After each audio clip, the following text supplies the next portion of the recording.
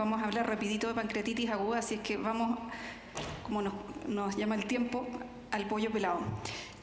Respecto al rol de los marcadores de severidad, la verdad es que esto ya lleva mucho tiempo en que se ha intentado encontrar algún marcador o algún score pronóstico que sea mejor que el otro. Y como ustedes ven aquí, y no sé dónde está el control, son todos bastante parecidos, es decir, ningún score pronóstico es mucho mejor que los que fueron inventados hace bastante tiempo. Y ustedes ven que incluso la PCR como valor de laboratorio solo es bastante similar al resto, y todos adolecen de lo mismo, que es un valor predictivo negativo, positivo bastante bajo. ¿Y eso a qué se debe? Se debe a que la mortalidad de la pancreatitis aguda ha ido disminuyendo en forma sistemática, encontrándose actualmente en alrededor de un 2 a 3% en el mundo. Es decir, la mayor parte de los pacientes, a Dios gracias, andan bien. Por lo tanto, es difícil predecir con certeza quiénes van a andar mal, y la mayor parte de las veces cuando un score puntúa alto, ese paciente igual no va a tener un curso complicado. Por lo tanto, yo tiendo a sugerir utilizar, si quiere utilizar algún score de gravedad, alguno que no sea muy complejo, y últimamente el score de BISAP tiene un rendimiento que es bastante similar a los otros, y en el estudio que hizo la doctora Bumpers, que todavía anda por ahí, en nuestro hospital, ella tuvo un rendimiento de eficacia, digamos, muy superior a otras publicaciones, cercano al 90% de todos estos valores para el score BISAP. Así que yo en general estoy recomendando ese porque es más fácil de calcular. Y como les decía, en vez de enloquecer tratando de buscar cuál de estos scores es mejor que el otro, aparentemente hay que retrotraerse y volver al juicio clínico. Y pareciera ser que ninguna de estas cosas es mejor que el juicio clínico de lo que nos parece que el enfermo es. Y algunos factores y de cómo está. Estos factores de riesgo que ustedes ven ahí, la edad mayor a 60, la obesidad, la presencia de comorbilidades significativas, la presencia de síndrome de respuesta inflamatoria sistémica y algunos datos muy simples de laboratorio, como los que nos hablan de hemoconcentración, el hematocrito, el nitrógeno y la creatinina, son suficientes para suponer que un enfermo va a tener un curso más complicado. Y cuando los pacientes tienen estos factores de riesgo, es preferible precozmente trasladarlo a una unidad de intermedio. Y les quiero mostrar el score HAPS, porque el score HAPS no pretende predecir severidad, sino más bien levedad. Y es bien interesante esto, porque lo que ha mostrado es que cuando un paciente ingresa con una pancreatitis aguda, esto en la sala de urgencia, y no le duele el abdomen al tocarlo, y tiene un hematocrito y una creatinina normales, es altamente improbable que ese enfermo tenga un curso clínico complejo. Y algunos estudios sugieren que estos pacientes incluso podrían ir a su casa, ¿no?, y manejarse en forma ambulatoria. Respecto a la reanimación con fluidos, esto es como la vedette, lo más en boga en el último tiempo, y la base de esto es que la reanimación hemodinámica, digamos, corrige el estatus vascular del enfermo y evita la progresión de la necrosis. Sin embargo, hay estudios para ambos lados que muestran que si se subreanima o si se sobrereanima, el paciente empeora su pronóstico, porque cuando nos pasamos de la mano con el fluido, el paciente hace más hipertensión intraabdominal, más falla renal, más falla ventilatoria. Actualmente está bastante en boga el concepto de las soluciones balanceadas, y esto básicamente se refiere a los cristaloides que tienen menos sodio y menos cloro. Básicamente el suero fisiológico es el que tiene más sodio y más cloro y tiende a producir acidosis hiperclorémica. Y se ha visto que esto se relaciona con activación de respuesta inflamatoria. Por lo tanto, actualmente se utiliza cristaloides balanceados, y en nuestro medio es el Ringer lactato, en Europa el Ringer acetato. Y lo que se sugiere, y esto basado en opiniones de expertos y en los trabajos que hay que son retrospectivos, es utilizar cristaloides en todos los pacientes que ingresan, porque todos tienen algún grado de deshidratación, a una tasa que ustedes ven ahí que dice 250 a 500 ml por hora, y entre 5 a 10 ml por kilo por hora en las primeras 6 a 12 horas. Y yo creo que la verdad las primeras 6 horas son las más relevantes, y hasta las 12. Y lo que se ha visto es que después de las 24 horas es poco lo que ganamos en seguir poniéndole fluidos en forma agresiva al paciente, y más bien empezamos a agregar morbilidad. Por supuesto, si el paciente llega hipotenso, vamos a utilizar una carga de fluidos en bolo. Respecto a la alimentación enteral, está bastante claro también que los pacientes que tienen cuadros leves deben ser realimentados por vía oral. Y respecto de eso hay estudios que muestran que las dietas sólidas sin grasa son similares a las dietas líquidas y tienen el beneficio de que permiten avanzar más rápido, porque muchas veces por una cosa que es media psicológica entre la del paciente y la psicología de uno mismo, ¿cierto? Primero le damos el tecito, después viene la jaleíta, después la sopita de pollo, y así nos vamos y nos demoramos más que si el paciente le damos precozmente una dieta sólida sin grasa. No es necesario que el paciente haya normalizado las enzimas pancreáticas, de hecho ni siquiera es necesario que esté cero dolor. El paciente va a ser el que nos va a guiar. Si el paciente dice que tiene hambre, lo más probable es que ese paciente puede comer. Y podemos esperar la tolerancia oral. Y respecto de esto está el estudio Python, que es relativamente reciente, que muestra que no hay diferencias en esperar que un paciente al tercer día coma por vía oral versus alimentarlo en las primeras 24 horas por una sonda. No hay diferencias de morbilidad, de mortalidad ni de complicaciones infecciosas. Así que podemos esperar. Y podemos darnos incluso hasta el 5.º día para esperar si el paciente tolera o no tolera por vía oral. Y cuando eso no ocurre o cuando el paciente está gravemente enfermo, entonces le daremos soporte enteral, y está también ya aceptado actualmente que esto puede ser por vía nasogástrica o nasoduodenal. Y no es necesario instalar estas sondas yeyunales largas que se instalaban anteriormente. La nutrición parenteral es útil en un escenario bien específico, que es cuando no logramos el aporte suficiente de nutrientes o cuando el paciente no lo tolera, y en esos casos se recomienda suplementar también con glutamina.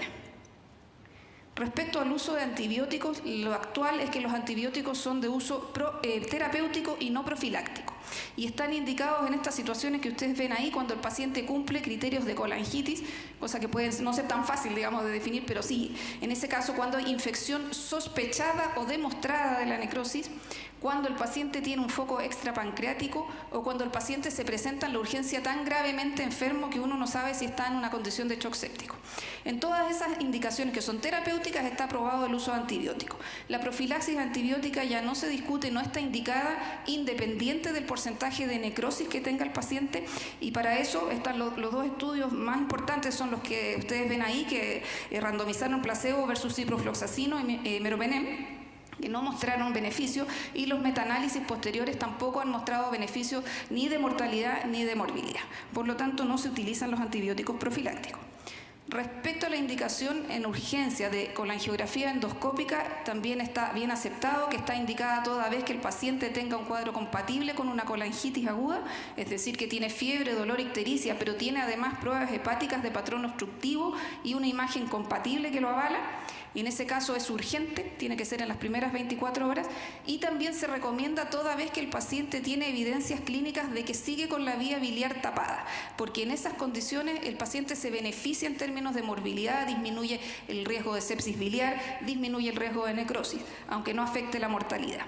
Y respecto de esto, y mejor que todos los metaanálisis, es a mi juicio el estudio randomizado del doctor Oría, el año 2007, que está en Annals of Surgery, que fue muy claro. Él estudió pacientes con pancreatitis biliar que tenían una vía biliar mayor a 8 milímetros y una bilirrubina un poco elevada, pero que no tenían colangitis, y los randomizó a hacer una colangiografía endoscópica precoz o diferida, y no tuvo ninguna diferencia en términos de mortalidad ni de disfunciones orgánicas. Y para ir terminando, ¿cómo se definen actualmente las alteraciones locales en pancreatitis aguda? Estas se van a definir básicamente por si estamos hablando de una pancreatitis edematosa o si estamos hablando de una pancreatitis necrotizante. En el caso de las pancreatitis edematosas, ¿cierto?, cuando las colecciones son precoces, vamos a hablar de colecciones líquidas agudas, aquí al lado izquierdo de la pantalla, y cuando pase de más de 4 semanas hablaremos de un pseudoquiste. Y en el caso de la pancreatitis necrotizante, cuando sean colecciones necróticas agudas, ¿cierto?, estas son las que se presentan en los primeros días, las primeras semanas, y luego de las 4 semanas estas tienden a ser una pared, y eso se llama necrosis amurallada o walled off necrosis. Ahora, a los médicos nos gustan todas estas clasificaciones y son lindas, y ahí van los monitos. Ustedes aquí a la izquierda tienen, ¿cierto?, arriba una colección líquida aguda en un contexto de una pancreatitis edematosa, abajo, ¿cierto?, un pseudoquiste, y a la derecha arriba colecciones agudas necróticas y abajo una colección amurallada que además tiene gas. Pero respecto de esto, lo que hay que hacer actualmente es no intervenir, y no intervenir es la regla para prácticamente todas las situaciones. No intervenir. En caso de sospecha de infección de alguna de estas alteraciones, entonces no se sugiere en la actualidad la punción con aguja fina, sino que uno, lo que en ese caso, si realmente cree que el paciente está infectado, lo que se sugiere es tratar y esperar, porque siempre es mejor esperar para darle tiempo a que esto se vaya licuificando y haciendo más homogéneo, para que el radiólogo pueda hacer un trabajo mejor y nos permita más bien drenar esta colección que puncionarla. Ahora, en el caso de que no logremos controlar el cuadro infeccioso o que el paciente tenga dolor persistente o intolerancia alimentaria, en ese caso vamos a ir a los métodos de drenaje y vamos a preferir todos los métodos mínimamente invasivos, lo cual requiere un centro de referencia. Ahí están, ¿cierto?, algunos estudios que muestran que los métodos mínimamente invasivos son los que actualmente se recomiendan porque son capaces de solucionar el problema la mayor parte de las veces, y cuando no es así, lo que se logra es atrasar el cuadro para que el cirujano también pueda operar en mejores condiciones. Pero en general, este tipo de métodos, ya sean endoscópicos o radiológicos, permiten manejar las colecciones en forma exitosa, al menos en 2/3 de los casos. Este paciente, por ejemplo, tenía una necrosis amurallada con esas 2 colecciones que en cortes más bajos estaban comunicadas, y el doctor Orellana, que también debe andar por ahí, le hizo un drenaje endoscópico que requirió 6 o 7 sesiones, y ustedes ven ahí la vesícula que estaba, la vía biliar comprimida, y entonces lo que hicimos con este paciente fue esperar. Esperamos con una sonda. A este paciente le pusimos una sonda nasoyeyunal porque él no podía comer, tenía dolor, tenía náusea. Lo alimentamos y esperamos hasta cuando tuvimos una imagen claramente más fácil de drenar. ¿Y qué pasa con la función del páncreas? Se ha visto también que los pacientes que hacen pancreatitis aguda, y en particular los que hacen necrosis pancreática, hacen insuficiencia pancreática exocrina y endocrina transitoria, al menos en un 30% de los enfermos. Por lo tanto, sobre todo en aquellos pacientes que hagan pancreatitis necrotizante, el mensaje es que uno se preocupe de la función exocrina, y eso puede hacerlo ya sea midiendo una elastasa fecal o de plano suplementando al paciente con enzimas pancreáticas durante un periodo de 3 meses y luego controlarlo. Y lo otro es que hay que preocuparse de si el paciente se hace diabético o no, y se sugiere hacer un test de tolerancia a la glucosa a mediano plazo. Y lo último que le decimos al paciente cuando ya pasó la pancreatitis aguda, le decimos que no puede tomar más, porque está bien demostrado que los pacientes que siguen bebiendo progresan a pancreatitis crónica. Y también tenemos que decirle que deje de fumar, porque está bien demostrado que el tabaco es un factor de riesgo de pancreatitis aguda, de pancreatitis recurrente, y sobre todo en pacientes en quienes no encontramos la causa, y bueno, por supuesto, de cáncer de páncreas. Así que obligado a decirle a los pacientes que tienen que portarse bien después de este cuadro. Y yo creo que ahí estamos. Eso sería.